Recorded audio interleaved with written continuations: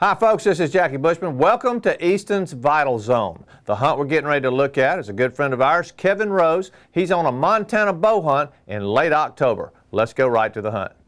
This right here is a morning setup, and basically we've named this stand Kevin's stand because he shot this buck out of it. But we got our bucks coming from the alfalfa field, headed back to the bedding area. And one thing about this stand is you can see these deer coming from a long way, and Kevin's been watching this deer for probably 10 or 15 minutes. Now he's finally working his way in to where he can finally get a shot under 50 yards. All right, this buck is definitely in shooting range right now. The buck is feeding, and Kevin is going to draw his bow back. You can see where his pin is right there. And I will always tell you this, folks, always aim at the lower 1/3 of the whitetail.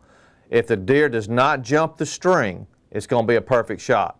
If the buck jumps the string, it's still going to be a perfect shot, just a little bit higher. So always remember to do that. Now, let's look at the live footage.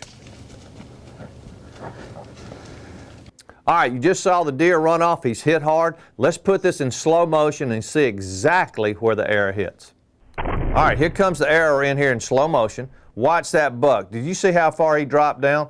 All right, now you see the red spot right there? That's where the arrow penetrated the buck. Now we're getting ready to find out. This is definitely a fatal shot, but it's probably 3 to 4 inches to the right of where Kevin really wanted it to hit. Now let's go to the Easton's 3D Vital Zone and see exactly where that arrow enters the vitals. All right, here comes the arrow right here, and Kevin shot about as far to the right as he possibly could to get this deer. You can see it hit the far right side of the right lung through part of the heart and the bottom side of the left lung. Anything further to the right would have been in the dead zone. He wouldn't have got the deer. You just saw where the arrows hit on the 3D Vital Zone, and the thing about this was Kevin, another couple of inches to the right, and that arrow would have gone through what we call a dead zone. There was no vitals that far up front.